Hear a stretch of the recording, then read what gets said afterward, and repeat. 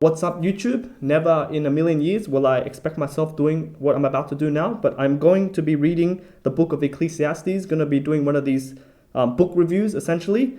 It's not really about religion or anything at this stage. It's really just about this specific book. But just for context, the book of Ecclesiastes is in the Holy Bible, and the Holy Bible consists of 66 books. This just so happens to be one of them. But again, we're not bringing religion into this or that type of thing. We're just going to specifically be focusing about Ecclesiastes. I'm going to break it down as best as I can from my current understanding. I do have to say this, at the time of recording this, the reason why I really like Ecclesiastes was it's a time in my life where I was actually in the Philippines, and I was just living in this place where like there was no lighting in the room, nothing, and I was just listening to sermons about the book of Ecclesiastes.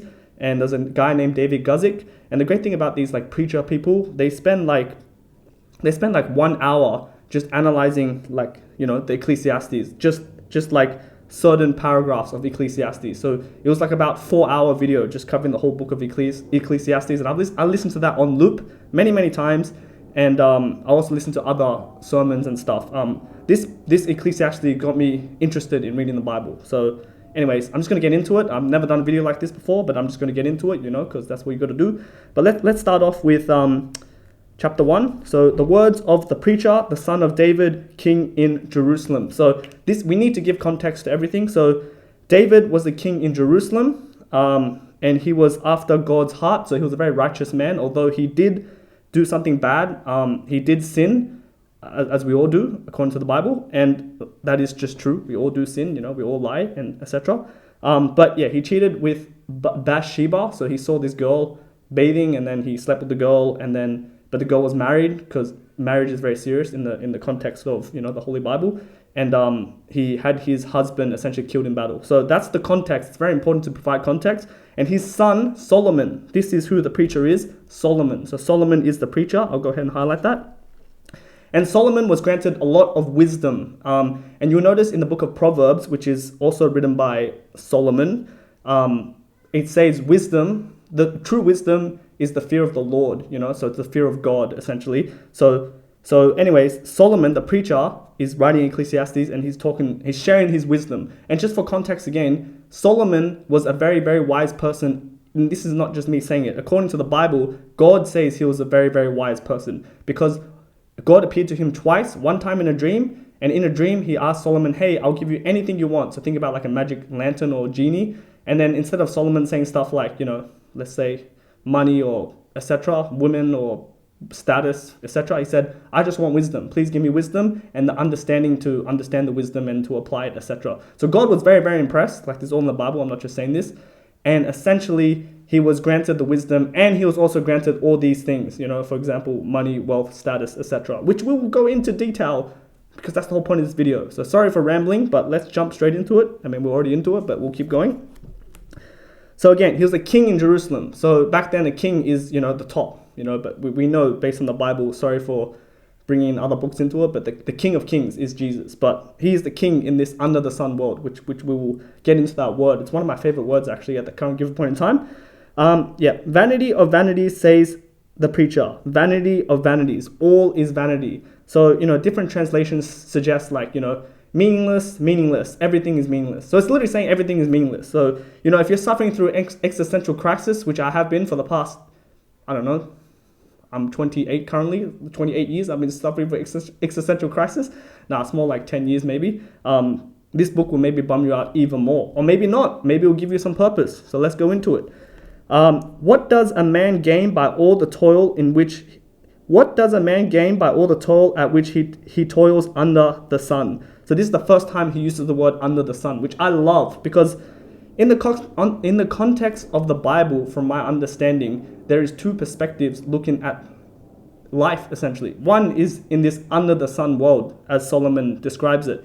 Essentially, it's this earth, everything in this earth, I think a lot of people have this perspective, but he'll go into this, but he talks about there's a different perspective. And I think anyone who's a Christian or who studies the Bible, again, this video isn't about religion.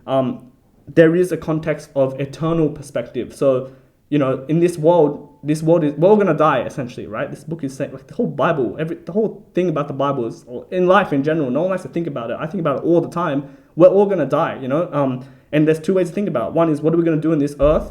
And if there is life after death, which I'm not going to discuss because I'm just talking about Ecclesiastes, that's the eternal perspective. But he's talking about in this under the sun world, without the perspective of eternity, without the perspective of God, what is the benefit? And he talks about, what does a man gain for all the toil at which he toils under the sun? So, you think about today, what's the point of doing anything? What's the point of waking up? What's the point of going to work? What's the point of making money? Like he says, what's the point? It's all meaningless, essentially. So again, I'm feeding into your existential crisis. But what I like about the Bible is, or what I like about the Ecclesiastes, he says that. But now he's going to literally, like, point by point, like, digress this point, And keep in mind, he was a king with all the wisdom. So let's go in.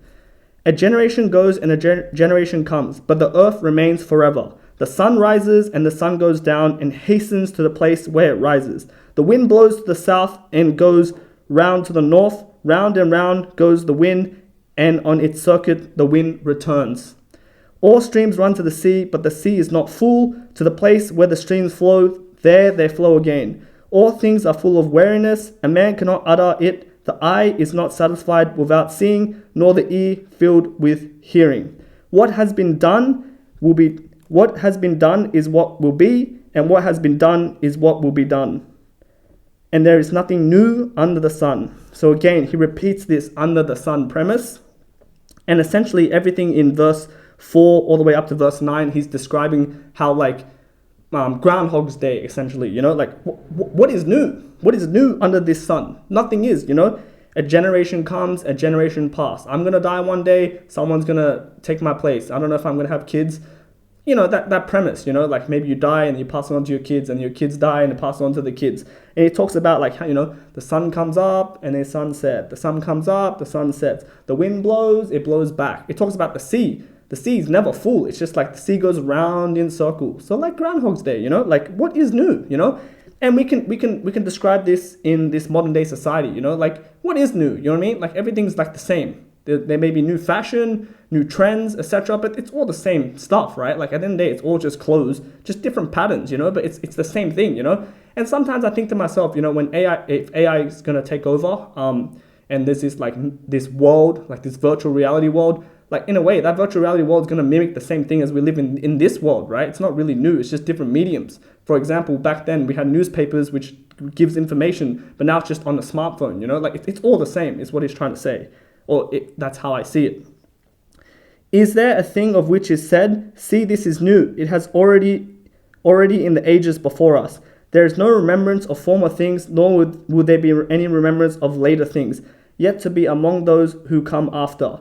I, the preacher, have been king over Jerusalem, Israel in Jerusalem, and I applied my heart to seek and to search out by wisdom all that is done under heaven. So this is the first mention of heaven. So again, for context, from my understanding, heaven is essentially eternal perspective. It's what's above, we live in this world, this earth, but who created this world? Heaven. That's how I like to see it. So that's the first time he mentioned it. It is unhappy business that God has given to the children of man to be busy with. I have seen everything that is done under the sun. And behold, all is vanity and a striving after the wind. So again, he's repeating the fact that everything is meaningless. And remember, this guy's a king, unlimited wisdom. And, we're going to read about what he actually did. And, if you're not religious, just think about it as like a concept idea. Just think about this character and just as a thought experiment, just to believe it is to be true, just so you can see the concepts that he's trying to describe. Because I think this book is very depressing, but at the end of the day, it has a lot of wisdom and it's kind of freeing in a way. It's kind of like nihilism, but yeah, it's pretty much nihilism. And what is crooked cannot be made straight, and what is lacking cannot be counted. So this crooked thing is very interesting. So what is crooked cannot be made straight. So if something is crooked, how could you make it straight? Or in a metaphorical term, just came up to my head. Once you have like a white Adidas sneaker, like brand new, just pure white, but if there's one slight blemish, it'll never return to that original pure white, you know what I mean? Like just metaphorically, So it's just saying that nothing is like 100%. That's kind of how I see it, I said in my heart, I have acquired great wisdom, surpassing all who were over Jerusalem before me, and my heart had great experience of wisdom and knowledge. And I applied my heart to know wisdom and to know madness and folly. I perceive that this also is but striving after the wind. So he talks about chasing after the wind, which essentially just means it's all meaningless. For in much wisdom is much vexation, and he who increases knowledge increases sorrow. So this is very interesting. So to me, this is like, in this modern day society, the more you learn, the more you know about how the world works, like, know about how the world works, the more depressing it gets, the more like sadness, the more sorrow you get, So you may have heard of the quote, like, ignorance is bliss. Sometimes it's better not knowing, But so he's kind of saying that, like, the more you know is like, what's the point? You're just gonna be more depressed. Let's move on to the next page. I said in my heart, come now, I'll test you with pleasure. Enjoy yourself, but behold, this was also vanity.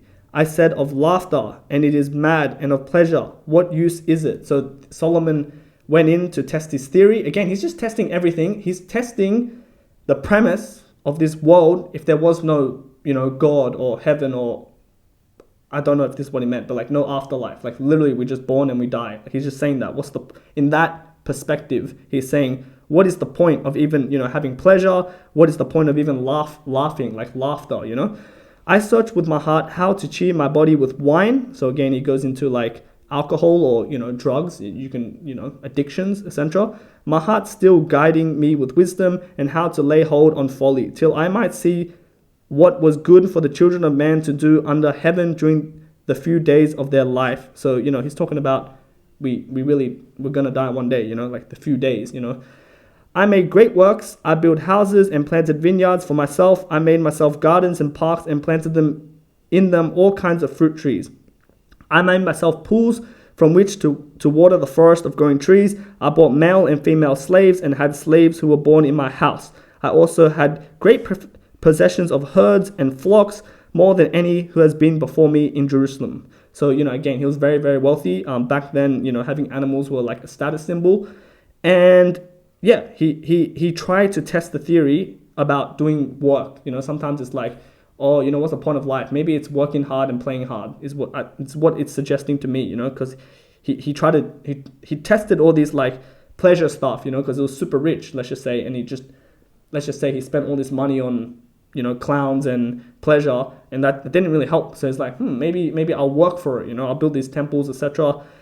And they said, I gather for myself silver and gold. So this is essentially money, magic paper, and the treasures of kings and provinces. I got singers, both men and women, and many concubines. So the word concubines, from my understanding, is like women, like he had pleasure with women, kind of like how today's society, like with Tinder and like prostitution and stuff, that kind of suggests, I actually don't know what concubine means, but I'm sure it means women. So like I'm assuming he slept with many women and did all that pleasurable stuff that, I'm a guy, like I'm sure we all thought of this at one point as a guy, because maybe it's wired to us as biology. But he did all that because he said the delight of the sons of man. So I became great and surpassed all who were before me in Jerusalem. Also my wisdom remained with me. So he had all the wisdom while doing this. And whatever my eyes desired, I did not keep from them. So again, because he was literally the king and he literally had everything, like, so he can do whatever he wants. It's almost like playing a game and he had like cheat modes on, like, I want this, boom, oh, I want to buy this, boom. Then it says, I kept my heart from no pleasure, for my heart found pleasure in all my toil, and this was my reward for all my toil. Then I considered all that my hands had done, and the toil I had expended in doing it. And behold, all was vanity. So again, he talks about how everything was meaningless, striving after the wind. And there was nothing to be gained under the sun. So again, I just have to keep making the point. He's talking about under the sun. Again, the premise of if we're just born here and we're going to die and nothing else happens, what is the point in that case? And I think what he's also trying to suggest is, when you do stuff like this, for example, like have a lot of money, have a lot of women, build a lot of stuff, work really hard. It's not like, he's saying it's all meaningless, as in like there's no fulfillment, like ultimately there's no fulfillment, but I'm sure it's pleasurable, like it's pleasurable to do it at that time, For example, when you get a new iPhone, you're like, this is amazing, wow. And then, 1 week later comes by and you're like, oh, okay, what's next? This isn't exciting anymore, Same thing with, I think to my knowledge currently, there's levels to everything. Exact same thing with money, exact same thing with like having multiple women or multiple partners. It's like there's different levels to it. But like you may think to yourself, okay, I earn $10 an hour, but maybe if I get $25 an hour, then I'll be happy, you know? And you get $25 an hour, and maybe you are happy, and then you're like, this is not enough, you know? $50, not enough, 100, 1,000, a million, you know? When does it stop? It doesn't stop, you know? So it's like this hole in our heart that can never be filled by these things, is what he's trying to suggest. So I turn to consider wisdom and madness and folly, for what can the man do who comes after the king? Only what has already been done. There I saw there is more gain in wisdom than in folly, as there is more gain in light than in darkness. The wise person has his eyes in his head, but the fool walks in darkness, and yet I perceive that the same event happens to all of them. So I believe what he's trying to say here is, you may be super wise, like he was very wise, but a fool, and I think a fool according to the Bible, the book of Proverbs, a fool is someone who does not fear the Lord, who doesn't understand the Lord. What is the difference between a fool and someone who's super wise? They're both going to die, you know? So what is even the point? Then I said in my heart, what happens to the fool will happen to me also. Why then have I been so very wise? And I said in my heart that this is also vanity. So exactly what I just said. For the wise as the fool, there is no enduring remembrance, seeing that in the days to come, all will have been long forgotten. How the wise dies just like the fool. So I hated life. So he hated life. You know, I'll just say it. Look, I don't know what's going to happen in the future. The only reason I'm doing this video is because I know one day I'm going to die. So I'm just going to say it. You know, I say stuff, but we're all hypocrites. But I'm just saying, based on this book, in my life, again, there's levels to it, you know, like getting money, getting women, whatever, getting status, getting power. I'm not saying I had all of them, but I'm saying there's levels to it. I personally have met someone who is like a guy, and in this under the sun world, you know, mainstream narrative is pushing the fact that, you know, rich, famous, tall, handsome, slept with many women. I met this guy, right? I literally met this guy. I'm not friends with him or anything, but I met him. I know of him, and he's famous in quotation marks. But it goes to say in Ecclesiastes, even fame is fleeting. But this guy, I'm not gonna name his name, it was crazy, you know, like he was really depressed and he wanted to kill himself. Like, you know, you hear these stories about, like, you know, people have all this stuff, money, etc., and they hated life. Like what he's saying, he hated life, you know. I personally have seen it. Like with this one person, I'm like, that's like, wow, you know, he literally wanted to kill himself. It's not a joke. And he had everything, but it goes to talk about it, you know, like even fame, I'm jumping the gun, but even fame, you know, you have to maintain that fame. Even money, you're stressed about money. Even status, you're stressed about status. So for example, maybe you're an Instagram celebrity, you have 1 million followers, and it took you 10 years to get 1 million followers. One bad post can ruin your whole reputation. It actually talks about this. Let's go into it. Because what is done under the sun was grievous to me, for all is vanity and striving after the wind. Again, meaningless. I hated all my toil in which I toil under the sun, seeing that I must leave it to the man who will come after me. Okay, so this is now talking about his son, which I believe is Jeroboam. He's the king, he has everything, 300 concubines, a bunch of wives, I believe. He only had one son, if I remember correctly. His name was Jeroboam, if I remember correctly. And he's saying, you know, I built everything. I did all this. I'm a king. I built everything. I know one day I'm going to die. Now I have to hand it to my son. And, you know, this is the type of stuff where it's like, if I, you know, have kids, you know, I can pass my legacy to my kids. But how do you know your kids won't screw it up? Example, you know, maybe you're born into poverty and, you know, you work your way up, like good on you. And you do it hopefully ethically and you become, you know, top dog in this under the sun world. And then you have it all. Cool. One day you're going to die. And then you're like, okay, cool. At least I can pass it on to my kids. But what if your kids screw it up? I just talked about this. Your whole company's just dead, you know, at the end of the day. And who knows whether he will be wise or a fool.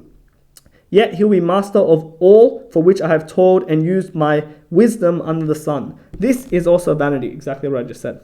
So I turned about and gave my heart up to despair over all the toil of my labors under the sun. Because sometimes a person who has toiled with wisdom and knowledge and skill must leave everything to be enjoyed by someone who did not toil for it. So he's saying, sometimes, you know, I don't know why I'm saying, I'm not going to say it actually, because I don't want to name names. But like, say if you're a celebrity, you're an actor, like I just said, you know, and you're born into poverty and you make it out of it. And then you spoil your kids or you give it to your kids and they don't understand the hard work because they've just been giving it to them, you know. And this is what he's talking about, you know, all the work I've done, why do I have to give it to my kid, you know what I mean? So this is all vanity and great evil. What has a man from all the toil and striving of heart with which he toils beneath the sun? For all his days are full of sorrow. So sorrow is like sadness. And his works is vexation. So vexation, I believe, means meaningless.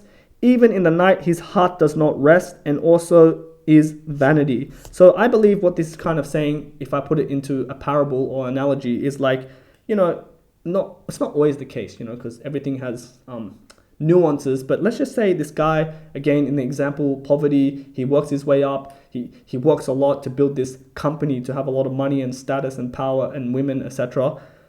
He put a lot of hours into it, ideally, and because he put a lot of hours into it, he can't even rest that night. Some people are super stressed, like they can't even rest that night, So is it even worth it? Is he saying, like, all this time, like, I'm so stressed, now I have to give it to my son?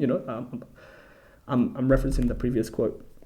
There is nothing better for a person than he should eat and drink and find enjoyment in his toil. This is also I saw from the hand of God. For apart from him, who can eat or who can have enjoyment? For to the one who pleases him, God has given wisdom and knowledge and joy. But to the sinner, he has given the business of gathering and collecting only to grieve to one who pleases God. This also is vanity and striving after the wind. So from my understanding, right, based on my knowledge, like the Bible is like, it's a very, good, bad, light, darkness, Jesus, the devil, like it's like polarizing. It's like opposite, like north, south.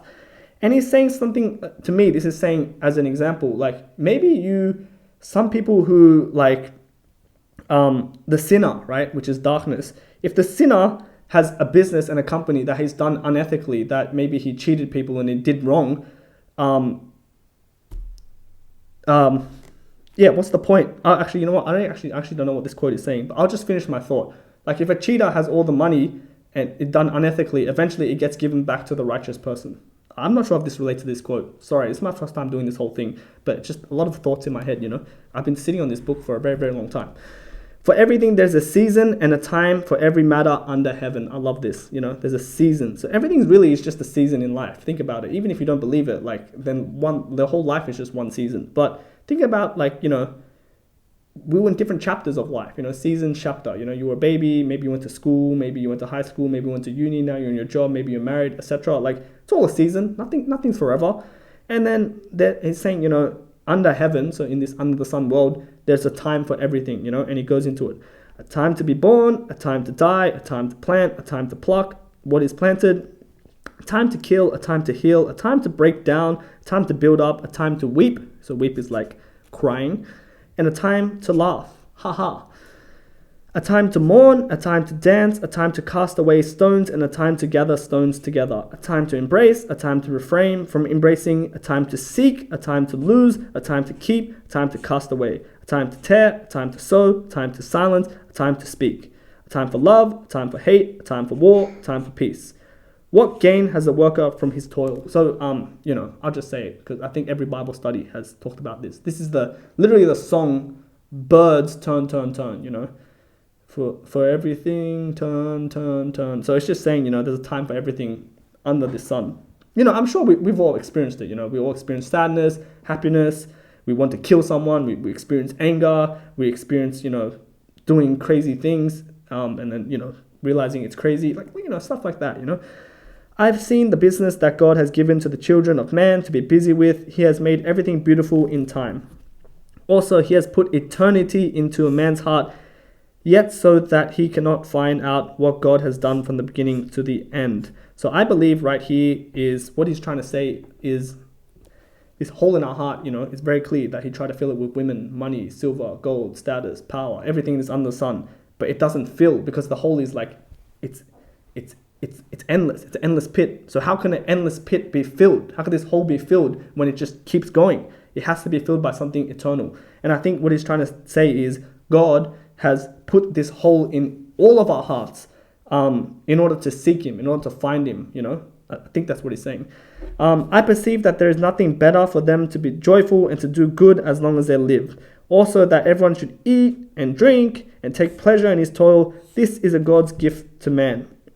I perceive that whatever God does endures forever, nothing can be added nor taken away from it. God has done it so that people fear before him What is has already been, which is to be has already been, and God seeks what has been driven away. Moreover, I saw under the sun that in this place of justice, even there was a wickedness, and in place of righteousness, even there was wickedness. I said in my heart, God will judge the righteous and the wicked, for there is a time for every matter and for every work. So from what I understand is, in this world, there's good and bad. We all know this, I mean, for the side tangent, how do you even know if something's good or bad? There has to be, certain standards. And we're not talking about under the world standard. We're talking about God's standard.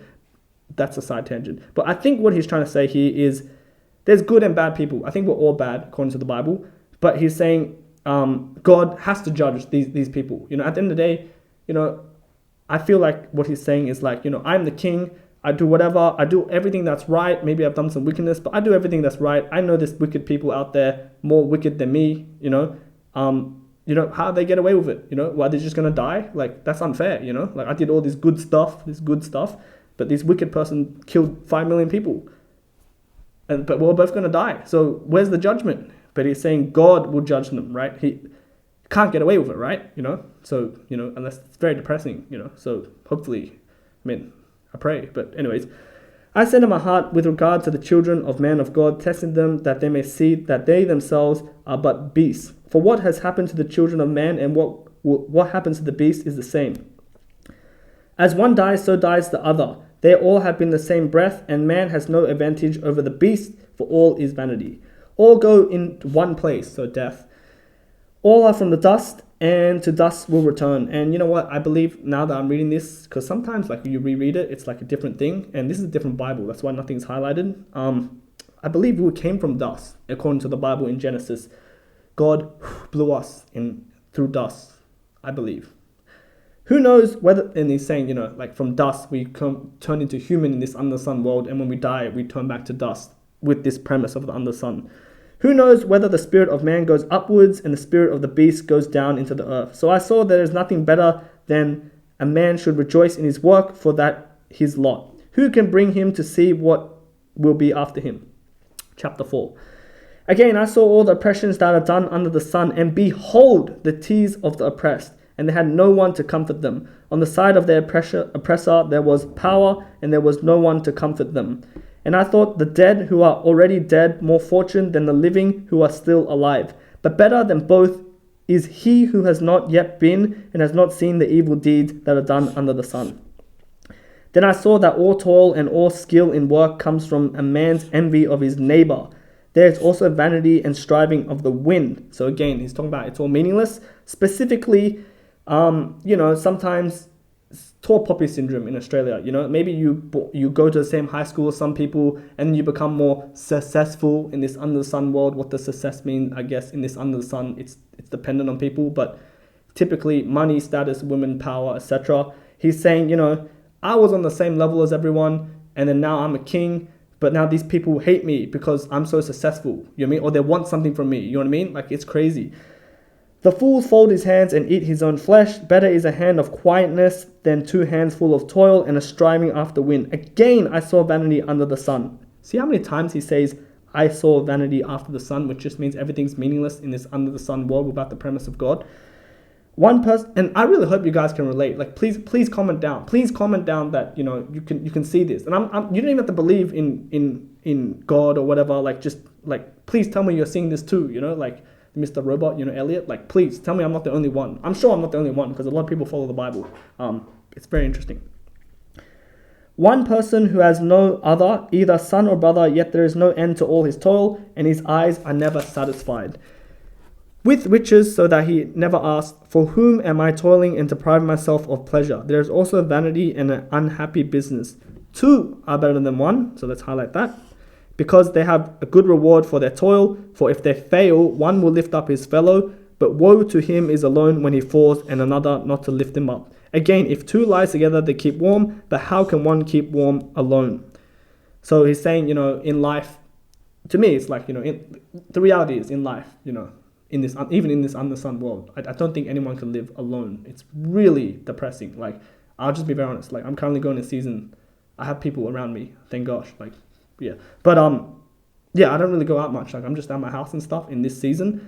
And yeah, you can tell like depression comes in because we are made to socialize, I believe. This is not new. And then we can go on like another 4-hour rant about, social media and like, is that really socializing, etc. But he's saying, for example, in this specific case, 2 is better than 1. Let's just say, for example, husband and wife. Because if a husband fall, the wife can pick up the husband. And, there's that generic quote where it's like, double the happiness, half the sorrow. And he's saying, if one person's very cold, he's just going to be super cold. But if there's 2 people lying next to each other, they become warm together. And I think everything's just a metaphor for saying, 2 is better than 1.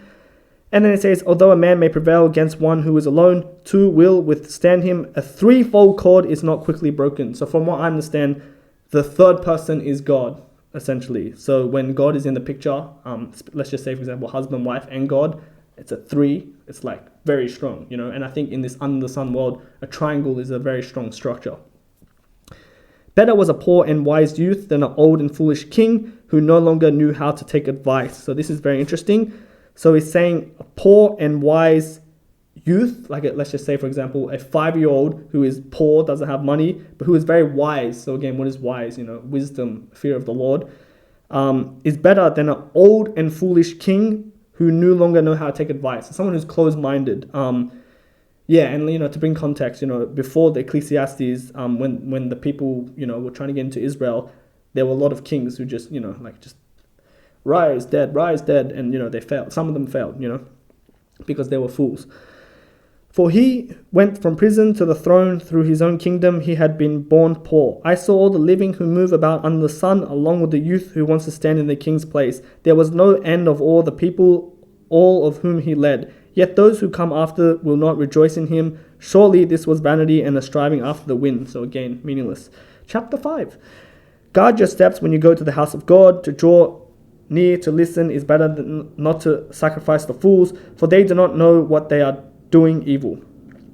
Do not rash with mouth, nor let your heart be hasty to utter a word before God, for God is in heaven and you are on earth, therefore let your words be few. So, I guess this is going into, he finally mentions God, how in this case, whether you're religious or not, whatever, there's a whole nother debate on that, which my mind is thinking because there has to be a truth.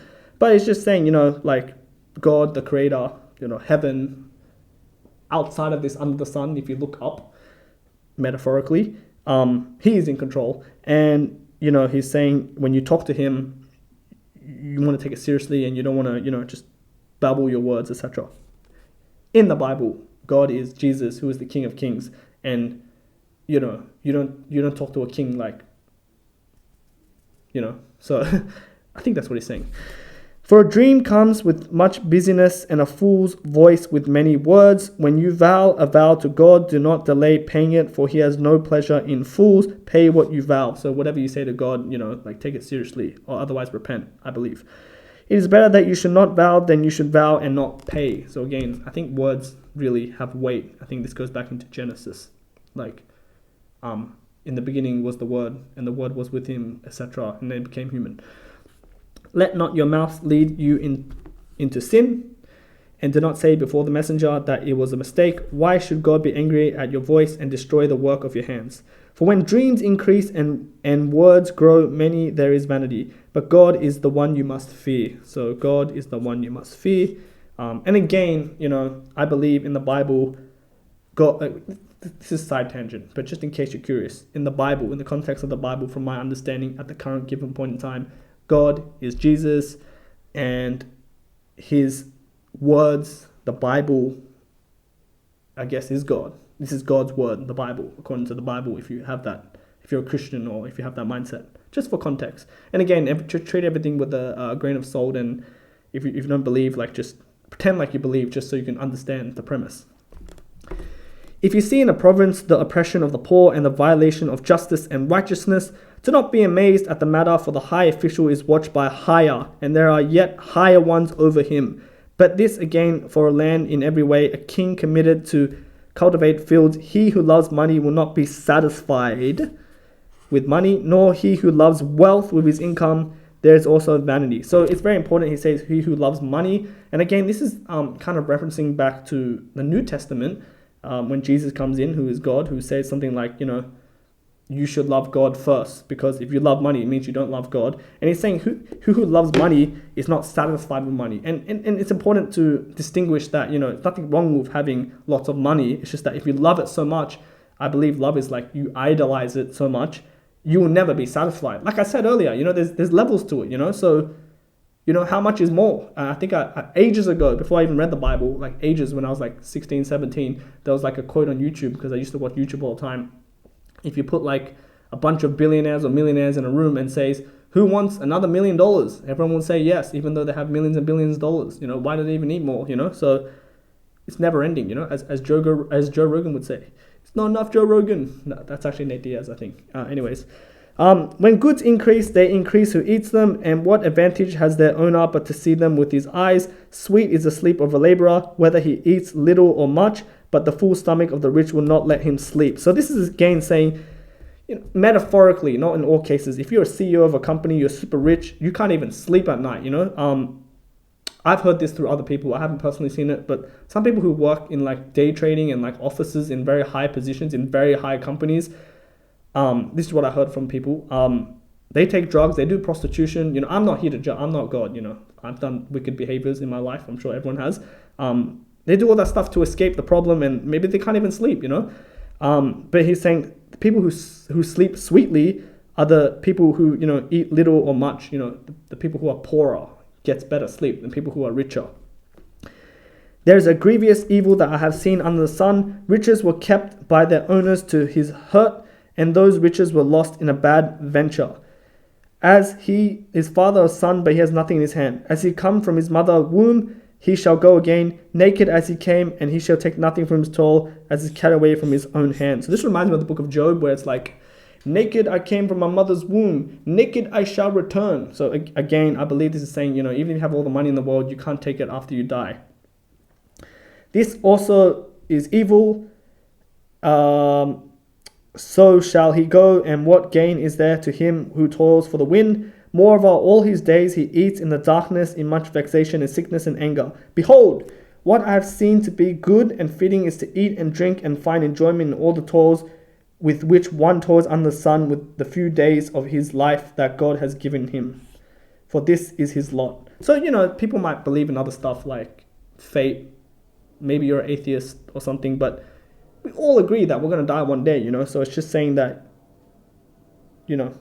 life is short. You're going to die. And it's whatever you believe in determines your days in life.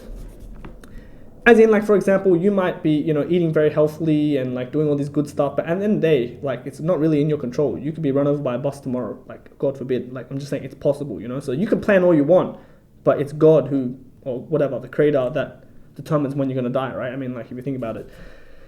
Everyone also to whom God has given wealth and possessions and power to enjoy them and to accept his lot and rejoice in his toil, this is the gift of God. So it's a gift. I mean, not to get super deep, but at the end of the day, like, everything is from God, like, what I like a good example is like back then when I said King Solomon, this guy had all these sheep and cattle. Well, even in today's society, if you look at a farmer who has sheep and cattle, in this under the sun world, yes, he has the sheep and cattle. If a lawyer argues, it's like, yes, I own this sheep and cattle. Here's my contract, piece of paper. But who created the sheep and cattle? You know what I mean? Like, someone had to create it, and God. So everything comes from God. So it's a gift from God. Life is a gift from God. For he will not much remember the days of his life, because God kept him occupied with joy in his heart. So I think he's saying, I don't know if this is true. This is just speaking to me. Like, if you're doing righteous behavior, God will keep you busy putting joy in your heart. But if you do wickedness, you're going to be questioning stuff. That might not be what he's saying. Anyway, let's continue. There is an evil that I've seen under the sun. It lies heavy on mankind. A man to whom God gives wealth, possessions, and honor, so that he lacks nothing of all that he desires, yet God does not give him power to enjoy them, but a stranger enjoys them. This is vanity and a grievous evil.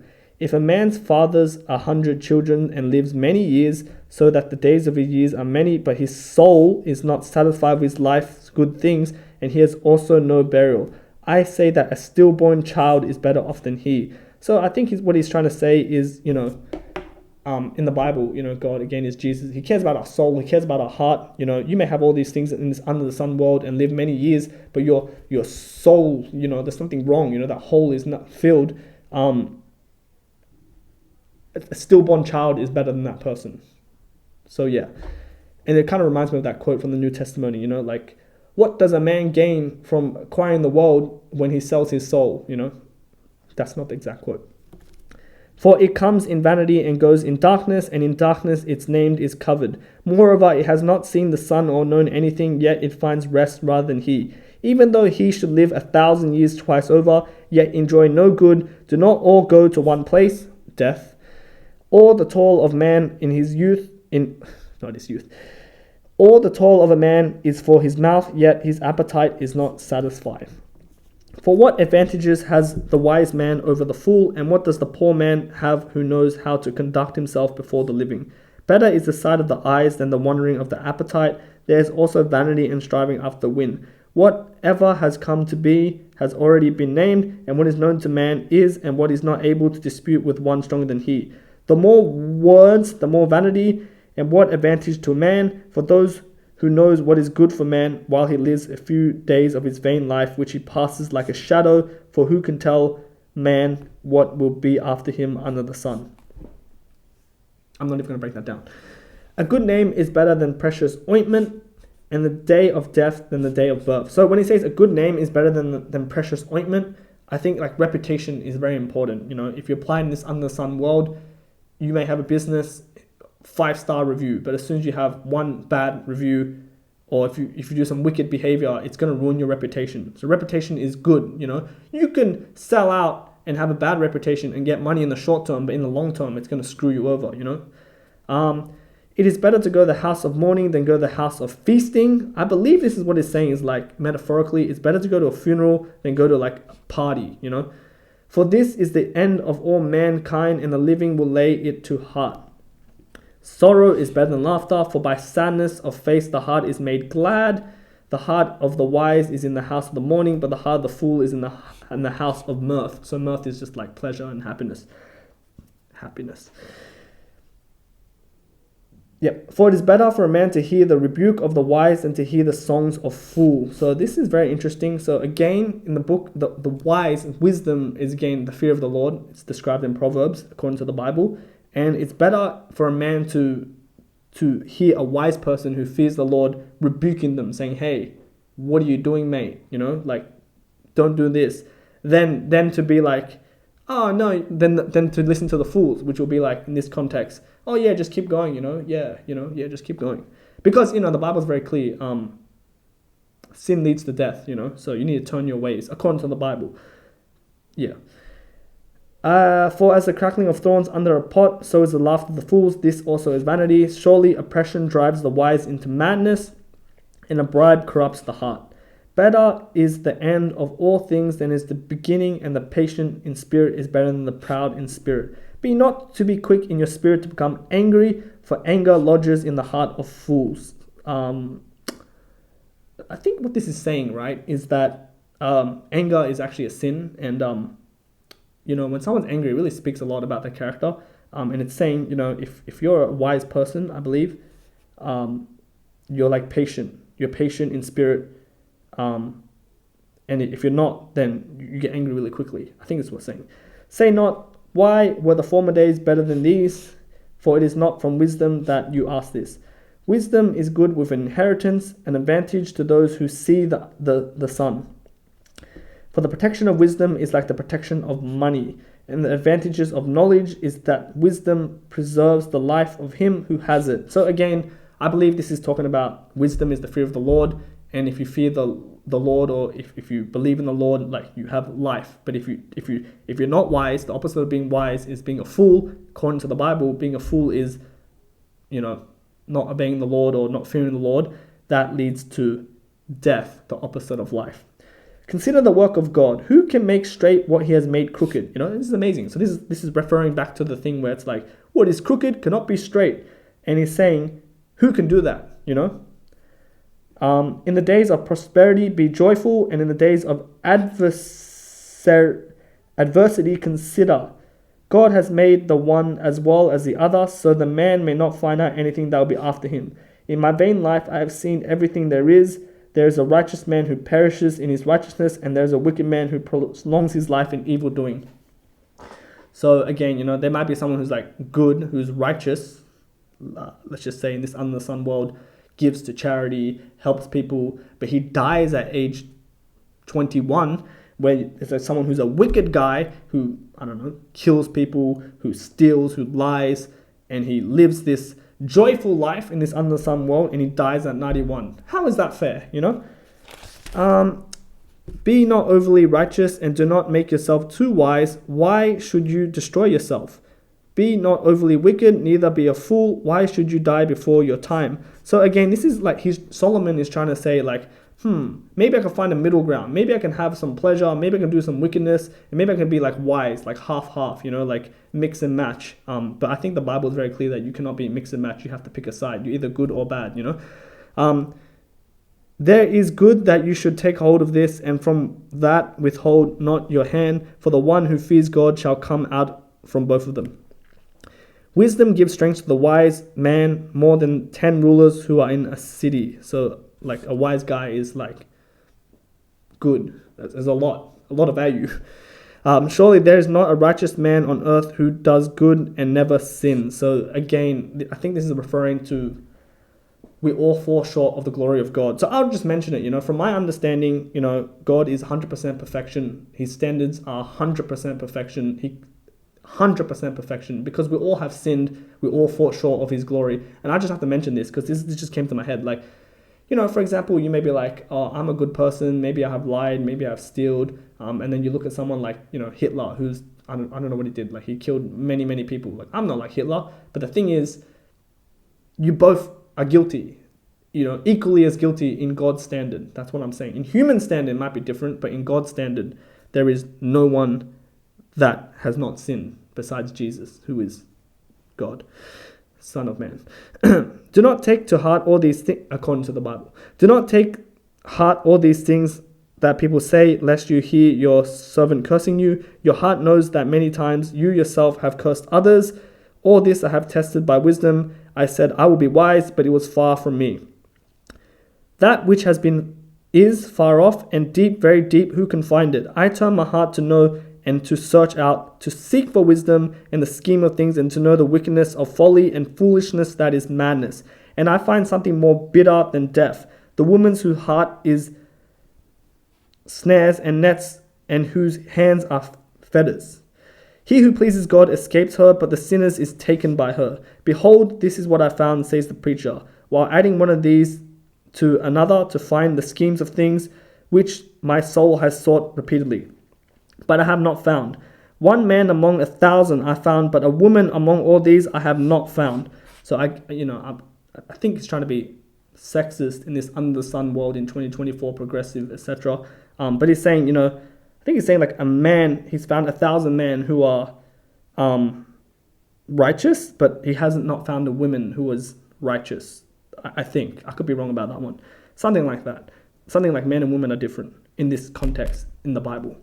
See this alone, I found that God made man upright, but they have sought out many schemes. Who is like the wise, and who knows the interpretations of a thing? A man's wisdom makes his face shine, and the hardness of his face is changed.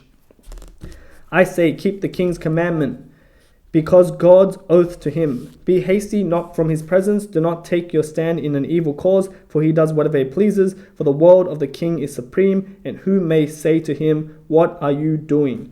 Whoever keeps a commandment will know no evil things, and the wise heart will know the proper time and the just way. For there is a time and a way for everything, although man's trouble lies heavy on him. For he does not know what is to be, for who can tell him how it will be? No man has power to retain the spirit or power over the days of death. So in this, who can stop this death? In this under the sun world. There is no discharge from war, nor will wickedness deliver those who are given to it. All this I observe while applying my heart to all that is done under the sun. When man had power over man to his hurt, then I saw the wicked buried. They used to go in and out of the holy place and were praised in the city where they have done such things. This also is vanity, because the sentence against an evil deed is not executed speedily. The heart of the children of man is fully set to do evil. I think it's saying like the heart of the children of man is fully set to do evil. I think what he's saying is children of man, like babies, for example, when we're all born, we all have evilness in our heart. Like we're sinful, evil, sin, all the same thing. For example, I think you don't have to teach a baby to steal or to lie. They just have it in them. Though a sinner does evil 100 times and prolongs his life, yet I know that it will be well with those who fear God, because they fear before him, but it will not be well with those wicked. Neither will prolong his days like a shadow, because he does not fear before God. There is a vanity that takes place on earth, that there are righteous people to whom it happens according to the deeds of the wickedness, and there are wicked people to whom it happens according to the deeds of the righteous. I said to this is also vanity. I commended joy, for man had nothing better than under the sun to eat and drink and be joyful, and will go with him in toil through the days of his life that God has given him under the sun. When I applied my heart to know wisdom and seek the business that is done on earth, how neither day nor night do one eye see sleep. Then I saw all the works of God, that man cannot find out the works that he has done under the sun. However much man may toil in seeking, he will not find it out, even though a wise man claims to know, he cannot find it out. Chapter 9. But all this I laid to heart, examining it all, how the righteous and the wise and their deeds are in hand of God. Whether it is love or hate, man does not know, both are before him. It is the same for all, since the same events happen to the righteous and the wicked, to the good and the evil, to the clean and the unclean, to him who sacrifices and him who does not sacrifice. So I believe the sacrifice thing in the Old Testament is like whenever you sin or do something wicked, you would literally have to like sacrifice an animal, to equalize that. As the good one is, so is the sinner, and he who swears is also who shuns an oath. This is an evil in all that is under the sun. That same event happened to all. Also, the hearts of the children of man are full of evil, again, repeated, babies, and madness is in their hearts while they live, and after that they go to the dead. But he who is joined with all the living has hope, for a living dog is better than a dead lion. For the living knows that they will die, but the dead knows nothing, and they have no more rewards for the memory of them that is forgotten.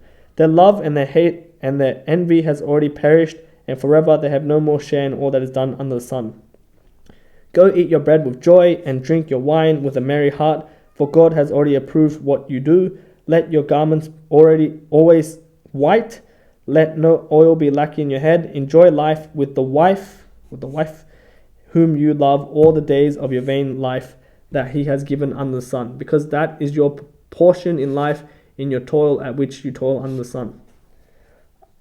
I guess it's saying, joy, drink wine, have a good heart, enjoy your wife, etc.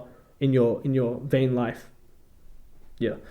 Whatever your hands find to do, do it with all your might, for there is no work or thought or knowledge or wisdom in Sheol, I never heard of that word before, to which you are going. I believe it's saying, if you're going to die, I don't know what happens, but in this under the sun premise, like, let's just say you die, we don't know what's going to happen, let's just say nothing happens, you might as well just live life and do what your hands finds to do with all your might, because there is no more work, there is no more wisdom, there's no more thinking once you die, right? Again, I saw that under the sun, the race is not to the swift, nor the battle to the strong, nor bread to the wise, nor riches to the intelligent, nor favor to those with knowledge, but time and chance happens to them all. For man does not know his time, like fish that are taken in an evil net, and like birds that are caught in a snare, so the children of man are snared at an evil time where it suddenly falls upon them. So I believe what he's saying is, like, if you go hunting and you want to catch a bird, you might place a trap to catch that bird. And then if you were the bird, you don't know when, you're going to be killed, essentially, trapped, dead. Just like in that metaphor, we're the birds. We don't know when that trap is going to come. The trap is death. I have also seen this example of wisdom under the sun, and it seems great to me. There was a little city with few men in it, and a great king came against it and besieged it, building great siege works against it. But there was found in a poor wise man, and by his wisdom delivered the city, yet no one remembered that poor man. So I believe what he's saying is, people are going to be forgotten, you know what I mean? Like celebrities, etc. Like they're all going to be forgotten because, yeah, they're all going to be forgotten, you know? It's fleeting. But I say to that, wisdom is better than might, though the poor man's wisdom is despised and his words are not heard. The words of the wise heard in quiet are better than the shouting of a ruler among fools. Wisdom is better than weapons of war, but one sinner destroys much good. Dead flies makes the perfume ointment give off a stench, so a little folly outweighs the wisdom of honor. So again, you have to be pure. So my understanding is like you might have this pure perfume or pure water, but as soon as a dead fly falls into it, it's no longer pure. You see this dead fly, you know what I mean? Like let's just say you have this Michael, no, I shouldn't name names. You have this really nice sneaker, pure white, brand new, or Pokemon card, and then this fly sat on it, and then you squash the fly. Now the fly stain is on the card. The card's not worth that much money anymore, you know? That's what it's saying. And again, you know, this goes back to that metaphor where I said you made it build everything up, 1 million followers on IG, and then just one bad decision or one fly ruins everything. So, yeah. I mean, how many times have you seen that? Like YouTubers who, you know, worked super hard, I'm sure, and then just they did that one thing, and then everything's just, and then you have an identity crisis. A wise man's heart inclines him to the right, but a fool's heart to the left. Even when the fool walks on the road, he lacks sense, and he says to everyone that he's a fool. If the anger of the ruler rises against you, do not leave your place, for calmness will lay great offenses to rest. All right, we're almost done. Cool. All right. There is an evil that I have seen under the sun, as it was an error proceeding from the ruler. Folly is set in many high places, and the rich sit in a lower place. I've seen slaves on horses and princes walking on the grounds like slaves. He who digs a pit will fall into it, and a serpent will bite him who breaks through a wall. He who quarries stones is hurt by them, and he who splits logs is endangered by them. If the iron is blunt and one does not sharpen the edge, he must use more strength, but wisdom helps one succeed. If the iron is blunt... I'm not sure if this is what it means, because there's different translations, but something in the Bible says something about like an axe, you know? Like say you have an axe, and your job is to chop trees, and you chop the tree to get the log in order to sell it or whatever. He's saying, if you have an axe and you're chopping, I believe this is what he's saying. If you have an axe and you're chopping the tree, the axe eventually gets blunt. So sometimes it might be better to sharpen that axe before you chop the tree. You know, sure, you might lose in the short term, but you win in the long term. I think that's what he's saying in this verse. If the serpent bites before it is charmed, there is no advantage to the charmer. The words of the wise man's mouth wins him favor, but the lips of a fool consumes him. The beginning of the words of his mouth is foolishness, and the end of his talk is evil madness. A fool multiplies words, though no man knows what it is to be, and who can tell him what will be after him? The toil of a fool wearies him, for he does not know the way of the city. Woe to you, O land, when your king is a child, and your princes feast in the morning. Happy are you, O land, when your king is the son of the nobility, and your princes feast at the proper time for strength and not for drunkenness. Though sloth the roof sink in, and though in indolence the house leaks, bread is made for laughter, and wine gladdens life, and money answers everything. Even in your thoughts do not curse the king, nor in your bedroom curse the rich, for a bird of the air will carry your voice, or some winged creature tell the matter. Chapter 11. Cast your bread upon the waters, for you will find it after many days. Give a portion to 7 or even to 8, for you know not what disaster may happen on earth. If the clouds are full of rain, they empty themselves on the earth, and if a tree falls on the south or the north, in the place where the tree falls, there it will lie. He who observes the wind will not sow, and he who regains the cloud will not reap. As you do not know the way the Spirit comes to the bones in the womb of a woman with child, so you do not know the work of God who makes everything. So I think it's saying, you know, God is life is a mystery in this under the sun world, you know. In the morning sow your seed, and at evening withhold not your hand, for you do not know which will prosper, this or that, or whether both alike will be good. Light is sweet and is pleasant for the eyes to see the sun. So if a person lives many years, let him rejoice in it all, but let him remember that the days of darkness will be many. All that comes is vanity. Rejoice, O young man, in your youth, and let your heart cheer you in the days of your youth. Walk in the ways of your heart and the sight of your eyes. But know that for all things, God will bring you into judgment. So again, he's bringing God into the picture. He's saying everything in this under the sun world, you do you, man. You do whatever you want. You hear that advice. Do whatever you want. We have free will. But I believe what he's saying is, like I said earlier, people who are good in human standard and the people who are bad in human standard, let's say murdering and killing and stealing, they both die. Is that really fair? There has to be some sort of judgment. There has to be. You know what I mean? That's what he's saying. That's what I believe. So he's saying God is the judgment. He will bring judgment to the world. He is the judge. I think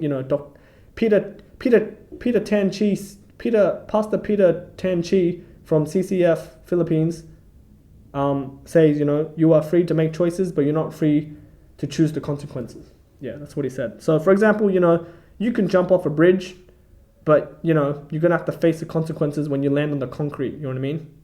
Yeah. Remove vexation from your heart and put away pain from your body, for youth and the dawn of life are vanity. Chapter 12, this is the last chapter. I can't believe I got through all of this. I hope you guys are learning something. Yeah. Remember also your Creator in the days of your youth, before the evil days come and the years draw near, of which you will say, I have no pleasure in them.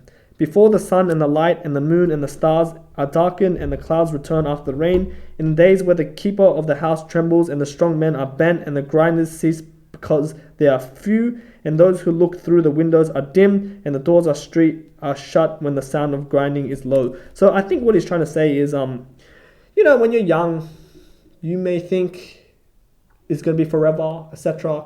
But then you slowly realize, wow, I'm getting old. It's crazy, you know what I mean? Like, yeah, anyways, I'm sure everyone will come to this realization. And when that happens, he's saying, think about life. Think about the Creator who created you. Don't forget him. I think that's what I'm trying to say. And one who rises up at the sound of a bird, and all daughters of songs are brought low. They are afraid also what is high, and terror in the ways. The almond trees blossom, the grasshopper drags itself along, and desire fails. Because man is going to his eternal home, and the mourners go about the street before the silver cord is snapped. So I think, eternal home in the premise of the Bible, according to the Bible, if you're a believer and if you believe, I'm just not even going to say it, read the Bible, I guess, if you're interested, if this opens your eyes. But it's saying, believers of the Bible is essentially saying this under the sun world is not our final home. You can say it's like a testing ground. We will be going home to eternity with the Creator. That is what the Bible is about. The book of Ecclesiastes. That's what it means by eternal home. Yeah. And that's what it means by eternal perspective. So if you just take this even as a thought experiment, saying this life is just temporary, which it is, and when we die, we go into eternity with our Creator, then you can see that if you believe in that, even if you don't, just have the premise just as thought experiment, believe it, then you can see eternal perspective. You're like, oh, okay, maybe none of this really matters, and now I know the end in mind. I'll be with eternity with my Creator. What should I be doing in this under the sun world? Before the silver cords are snapped, or the golden bowl is broken, or the pitchers is shattered at the fountain, or the wheel broken at the cistern. And the dust returns to the earth as it was, and the spirit returns to God who gave it. Vanity of vanity, says the preacher, all is vanity. So he closes the loop here. Remember, this is from chapter 1, verse 1. He literally a repeat. Besides being wise, the preacher also taught the people knowledge, weighing in and studying the arrangement of many proverbs with great care. So I'll just say it, in the Bible, I think it's in Kings 1 or Kings 2. This is where, David dies and his son Solomon, he has that dream of God, and he was very wise. A lot of people came to him for wisdom, for Proverbs. There's a book in the Bible, Proverbs. Maybe I'll cover it one day. Yeah, so he's very wise. The preacher sought to find many words of delight, and uprightly he writes words of truth. The words of the wise are like gourds, and like nails firmly fixed on the collected, saying they are given by one shepherd. My son, beware of anything. Behold these. Of making many books, there is no end, and much study is weariness of the flesh. The end of matter, all has been heard. Fear God. So the conclusion, because he's doing this all experiment, is to fear God and keep his commandments. For this is the whole duty of man. That's the purpose of life according to the Bible, according to the book of Ecclesiastes, is to fear God. How do you fear someone you don't know? Keep his commandments. What are his commandments? For example, 10 commandments. For example, the Bible. For this is the whole duty of man. That's the real purpose of life, according to the Bible, according to the book of Ecclesiastes, according to King Solomon. For God will bring every deed into judgment with every secret thing, whether good or evil. So I guess he's saying, at the end of the day, you don't really know if someone's lying to you. You don't know if someone's truly wicked, Only God knows the heart, and he will bring it into judgment. Whatever you're hiding, he will bring it to judgment. I think we're all hiding something, including myself. We've all done some wicked behaviors. But yeah, that's it. Wow, I've never done this before. Wow, we got through 1 hour. I hope you guys really got some value. When I read this, I actually never read this. I read this before. I didn't even read the Bible, I didn't even understand it and stuff. But I was listening to the sermons and stuff because I was having existential crisis. And this really spoke to me. I was literally listening to it non-stop. I listened to that David Guzik guy, 1 hour. There's 4 1-hour videos on the book of Ecclesiastes. That's 4 hour long, just covering, just a few pages. And I was listening on loop all the time on loop. And then I switched to a different preacher, and in a different one, and there's different perspectives. But, it's very interesting. I don't know what's going to happen to me in the future, but I'm glad I just share it, because I know I'm going to die in this under the sun world. So hope you found something helpful in it. I mean, it is really depressing. A lot of people say it's depressing, which it is. But anyone who's going through existential crisis probably already knows all this. I hope I didn't ruin anyone's life, but I just want to share this book. Please leave a comment. I'm really, really curious to hear what you guys think, especially about those parts. You might not believe in these things, these eternity, but let's just say in this under the sun world, is that not true? We're all going to die. Is it not true that having all this wealth, status, money, it's never ending? You know what I mean? So how many times have we heard of it?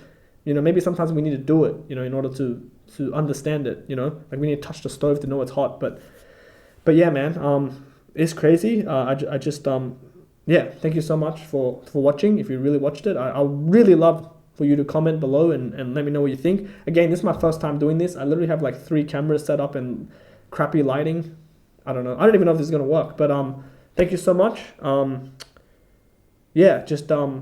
don't know what to say. I feel like I should end it in a positive light, I guess, I don't know how to end it. I don't know. I'll just say, I really don't know how to end this video. I'm just going to end it. All right. Good luck. Or I wish you well. I'll pray for you, I think. Peace.